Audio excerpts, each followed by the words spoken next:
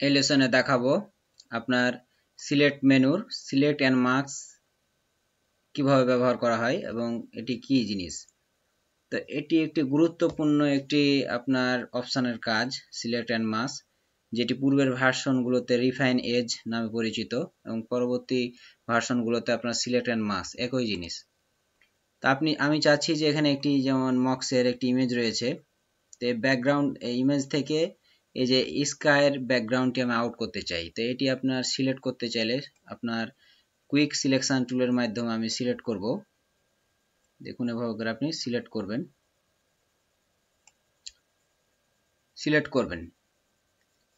তো এখানে দেখুন যে আপনার এই মিনার রয়েছে, মিনারের এখান থেকে আপনার এই সিলেক্টের ভিতরে চলে এসেছে। এখন যদি আপনি আউট করতে চাই তাহলে কিন্তু এই মিনারটা আউট হয়ে যাবে। তো এটি কিভাবে আমি বাদ দেবো, এটি করতে চাইলে আপনি অবশ্যই সিলেকশন টুলের প্লাস মাইনাস করে করবেন, কিন্তু আপনি সিলেক্ট অ্যান্ড মার্কসে ক্লিক করেও কিন্তু আপনি করতে পারবেন। সিলেক্ট অ্যান্ড মার্কসে ক্লিক করবেন অথবা আপনার সিলেক্ট মেনুতে যাবেন, সিলেক্ট মেনুতে গিয়ে সিলেক্ট অ্যান্ড মার্কস রয়েছে, অথবা কিবোর্ড থেকে কন্ট্রোল অল্টা আর প্রেস করবেন। তো আপনি সিলেক্ট অ্যান্ড মার্কসে ক্লিক করলেন, একটি সিলেকশন মার্কস ডায়লগ বক্স এলো। তো আপনি এখান থেকে উপরে দেখুন একটি ভিউ রয়েছে, ভিউ মোড। তো আপনার শো এজগুলো দেখাবে, আমি চাইছি শো এজ দেখবো না, এখান থেকে বিভিন্নভাবে দেখতে পারি যে আমি সিলেকশন মার্চেন্ট অ্যান্ড ওভারলে করলে কেমন হবে, অন ব্ল্যাকে কেমন হবে, মানে এগুলো বিভিন্নভাবে দেখার জন্য। তো ওভারলেই থাক, আমি শো অরিজিনাল পি প্রেস করলে, কিবোর্ড থেকে পি প্রেস করলে হবে, তাহলে শো অরিজিনাল দেখাবে। এরপরে শো এজ দেখতে পারেন, হাই কোয়ালিটি প্রিভিউ দেখাতে পারেন। এরপর অপাসিটি একটু কম বেশি করতে পারবেন, যে আমি যে প্রিভিউটা দেখতে চাই অপাসিটি একটু বৃদ্ধি করতে পারি। কালার চেঞ্জ করতে পারবেন। মার্কস এরিয়া, সিলেক্টেড এরিয়া শুধু দেখতে চাই না মার্কস এরিয়া গোটাই দেখতে চাই, এগুলো আপনি বিভিন্নভাবে দেখতে পারবেন। এরপরে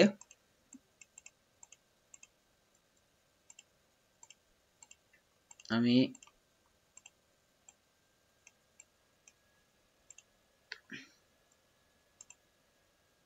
এরপরে শো এজ আউট করলাম। দেখুন আপনার এখানে একটু জুম করি, জুম করার পরে এখানে দেখুন এই মিনারটি, আমি যদি এখন মার্কসে ক্লিক করি তাহলে এই মিনারটি আউট হয়ে যাবে।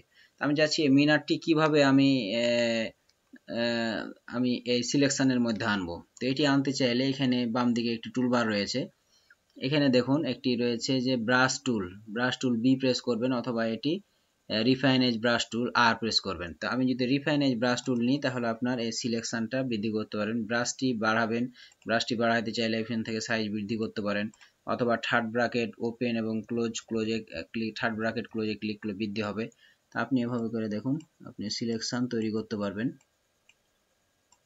আমি চাচ্ছি ব্রাশটা ভালোভাবে বোঝা যাচ্ছে না, ক্লিক করার সঙ্গে সঙ্গে আপনার এইভাবে সাইজ চলে আসছে, এটি হার্মফুল। আমি ব্রাশের সাইজটি আমি চেঞ্জ করতে পারবো। এডিটে যাবেন, এডিটে গিয়ে প্রিফারেন্স থেকে চেঞ্জ করবেন। তো আপনি কেটে দিয়ে আমি একটু চেঞ্জ করি, কন্ট্রোল কে প্রেস করবেন। কে প্রেস করলে আপনার রয়েছে কার্সারটা কিভাবে আসবে, আমি এটি আউট করে দেব, আউট করে দিয়ে এটি নিব, ওকেতে ক্লিক। এখন মার্কস অ্যান্ড সিলেকশন ক্লিক করবেন। এখন আমি ব্রাশ সাইজটা একটু বৃদ্ধি করব, এভাবে দেখুন আপনার সরি আমি এটি যদি সিলেকশন হয় তাহলে সিলেকশন মাইনাস হবে। আপনি এটা যাতে সিলেকশন করতে চাচ্ছেন তাহলে আপনি এখানে ক্লিক করবেন অথবা আর প্রেস করবেন, রিফাইন এজ ব্রাশ টুল অথবা আর কিবোর্ড দিয়ে আর প্রেস করবেন। এভাবে করে আপনি দেখুন সিলেকশন বৃদ্ধি করতে পারবেন,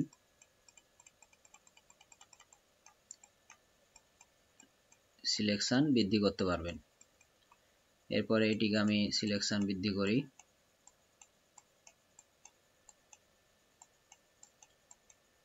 সিলেকশন বৃদ্ধি করতে পারলেন। আমি এটি সিলেকশনটা নিয়ে নিয়েছি, আমি চাচ্ছি এটি বাদ দিতে চাই, তখন এখান থেকে আপনি বি প্রেস করবেন। বি প্রেস করলে আপনার এখানে বাদ দিতে চাই, ব্রাশটা একটু বড় করব, দেখুন এখানে সিলেকশনটি বাদ হয়ে গেল। স্পেস প্রেস করবেন, স্পেস প্রেস করলে হ্যান্ড টুল চলে আসবে, আপনি এভাবে আপনি দেখে নেবেন যে আপনার কোনো জায়গা আপনার আর বাদ গেছে কিনা, এখানে বাদ গেছে। আপনি এখানে আরে ক্লিক করবেন, ক্লিক করে আপনি এভাবে করে নিয়ে নিলেন যেটি সিলেকশন হয়েছে। আপনি এটা দিয়ে জুম করতে পারবেন, এখানে হ্যান্ড টুল দিয়ে করতে পারবেন। আপনি চাইলে এই লেজার টুল দিয়েও কিন্তু আপনি লেজার টুল দিয়ে কিন্তু আপনি সিলেকশন আউট করতে পারবেন।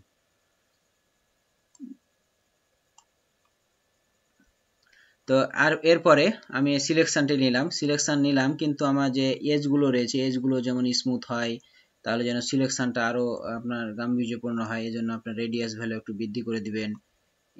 তারপর স্মার্ট রেডিয়াস ক্লিক করে, এরপরে স্মুথ হয় কর্নারগুলো, এজগুলো যেন এজগুলো যেন স্মুথ হয়, আপনি স্মুথটা বৃদ্ধি করে দিবেন। আপনার ফেদারের কাজ তো জানেন, ফেদারটা একটু বৃদ্ধি করে দিলেন। ফেদারটা বৃদ্ধি করে দিলে আপনার এই যে আমার ইমেজটা, এই মক্সের ইমেজটা অন্যত্র নিয়ে গেলে সে ব্যাকগ্রাউন্ডের সাথে ম্যাচ করবে, এই জন্য ফেদার কম বেশি করতে হয়। এবং কন্ট্রাস্ট, শ্যাডো কালারটা কম বেশি করবেন। এরপরে শিফট এজ আপনি নিতে পারেন, তো কিছু করার প্রয়োজন নাই। আপনি চাইলে সিলেকশন আউটপুট কিভাবে নেবেন, সিলেকশন তৈরি হবে না লেয়ার মাস্ক তৈরি হবে, না নতুন হিসাবে লেয়ার তৈরি হবে, না নতুনভাবে লেয়ার তৈরি হবে এবং মার্কস হিসাবে তৈরি হবে, বা নতুন ডকুমেন্ট তৈরি হবে, এগুলো বিভিন্ন রকম করতে চাই। তো আমি সিলেকশনই থাক, ওকেতে ক্লিক, সিলেকশন তৈরি হলো, সুন্দরভাবে একটি সিলেকশন তৈরি হলো। পূর্বে দেখিয়েছিলেন যে পূর্বে কিন্তু ছিল যে আপনার এই মিনারটিকে এখানে সিলেকশন বাইরে ছিল, আমি সিলেকশনটি রিফাইন সিলেক্ট অ্যান্ড মার্কসের মাধ্যমে সহজেই কিন্তু আমি সিলেকশনটি নিয়ে নিলাম। ধরেন এখানে কিন্তু এই সিলেকশনগুলো আউট হয়ে গেছে, এটি কিভাবে নেব? আবার সিলেক্ট মার্কসে যাবেন, গিয়ে আপনার এটি নিতে চাইলে আপনার এই যে আপনার এইখানে যাবেন, গিয়ে আপনি একটু জুম করবেন, জুম করে নিয়ে আপনার ব্রাশটি ছোট করি,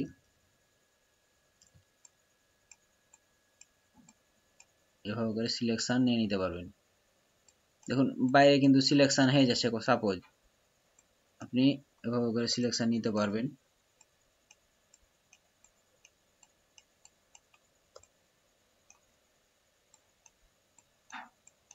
এরপর আপনি ওকেতে ক্লিক করবেন।